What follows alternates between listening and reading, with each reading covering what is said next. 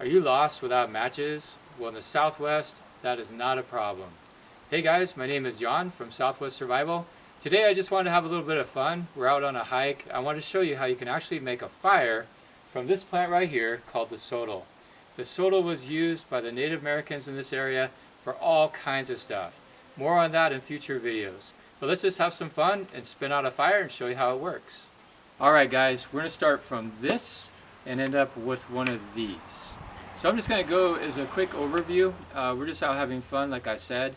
I have more detailed video that we're going to be putting out, so please subscribe to this channel and check me out at southwestsurvival.com. Let's have a little bit of fun. So when you're looking for your sotol stalk, you're looking for kind of a purple tinge to the base of the leaf. You don't want to start off with a brand new stalk. That's not going to work. It has to be dead wood. What's neat about the sotol is you have plenty of material to not only make the hand drill itself, but also the fire board that we're going to be spinning the wood into. So let's go ahead and have some fun. So in order to make a fire, you obviously need two sticks. So the first stick we're going to be calling the spindle, and I usually use just the top part of the sotol stalk for that. How long do you want to have it? Well, I tell people you don't want it any longer than from your armpit to your wrist because it's hard to keep it stable. If it's too short, it's really hard to get the downward pressure. So that's what I carved out of this one, and I'll show you later in future video. And then you need a hearth board, so we need a place to actually spin the wood into. And so this is my stalk that I used, and here's my board. Usually it takes a long time to actually carve out a board if you're using just a knife, but we can actually take our knife and we can use it like an axe. I could take a baton, just a heavy stick or whatever, and I can actually pound this out, and I can flatten it out pretty fast that way on both sides. Alright, so once you have the two pieces carved out, the next thing we want to do is I like to make what are called training wheels. I am going to show you how to make yucca rope. Some people have shoestrings, I would imagine. This just makes life easy. Especially when you're first starting this out. It takes a lot of time to build up the strength to actually do fire by friction with a hand drill. The benefits of a hand drill, this method, is you only have two pieces that you're working with. So it's kind of intuitive. The other way to make a fire that I'm going to show you is with what we call the bow drill. And with the bow drill, you need a lot of pieces. We need a bow, we need a spindle, and we even need what's called a bearing block to help hold all this down. And this is it's almost like playing a violin. It's more of it's not as intuitive. It takes a while. There's a lot of struggle. The benefits of the bow drill, though, is you can see the size of the hole. I'm going to get a huge coal out of this, which is going to help me make that fire. You can see right here with the hand drill, it's not going to be so good. It's going to be a smaller coal, and it's also going to use a lot of my own muscle to help make that happen. So you're going to see me spinning this out, and it usually takes me about 30 seconds, but it is very exhausting. You would not want to try this as a survival situation. You're certainly going to use the bow drill for survival. A hand drill, I call it just a way of people to show off, really. But the natives did do it this way, so let me show you how it works.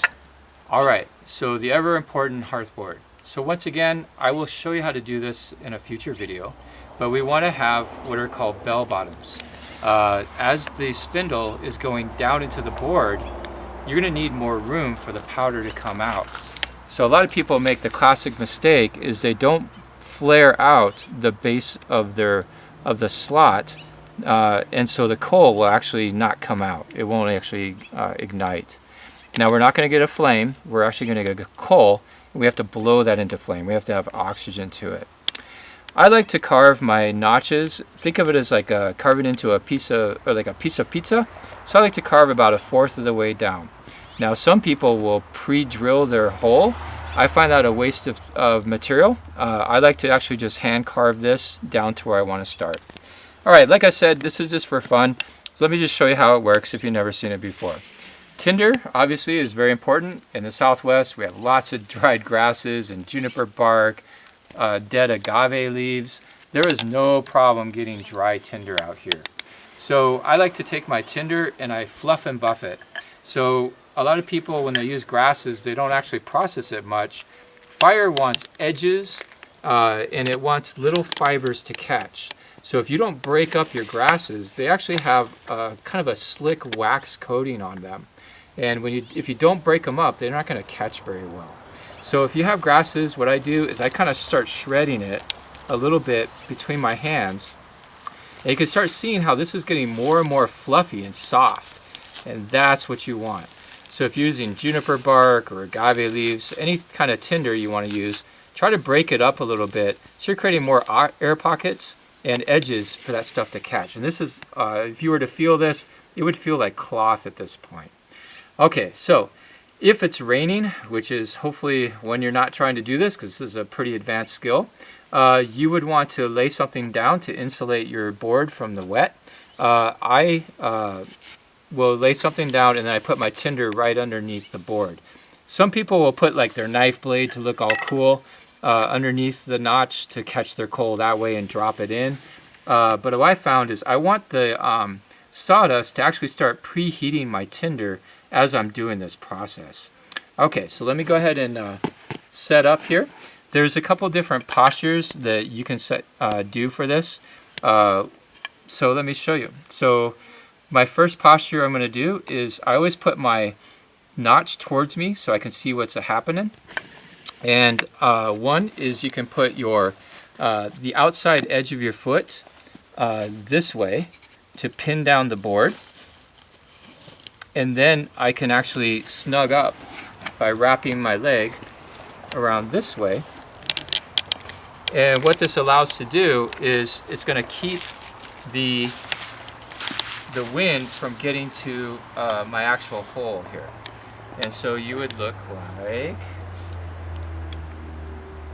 oops, like this as you do it.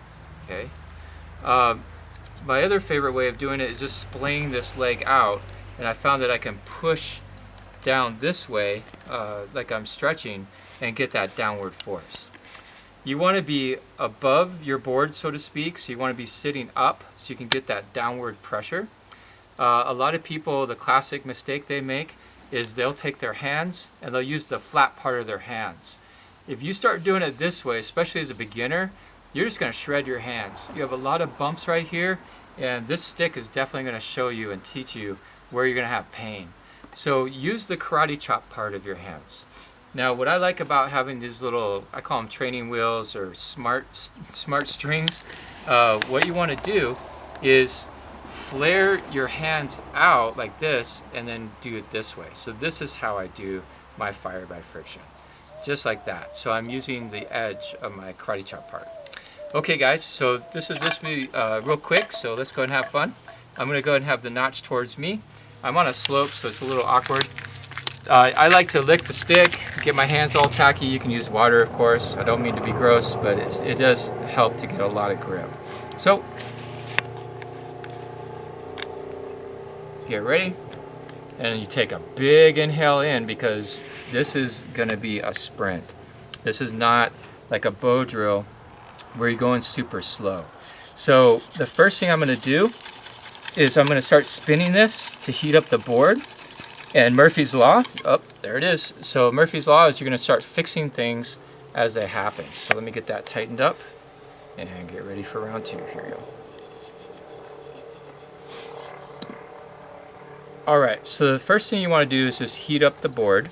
So I'm just going to start spinning this.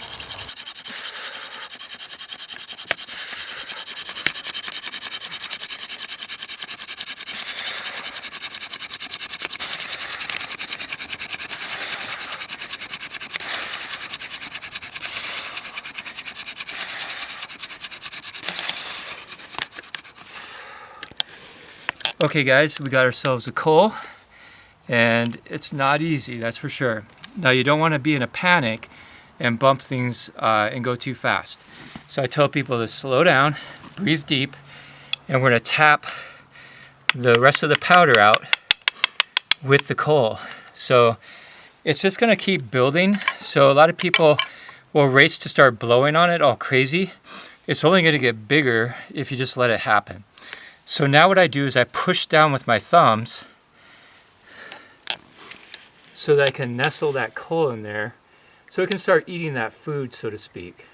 See the smoke? Okay, I'm trying to heat up my tinder. I like to blow from underneath, not directly on the coal.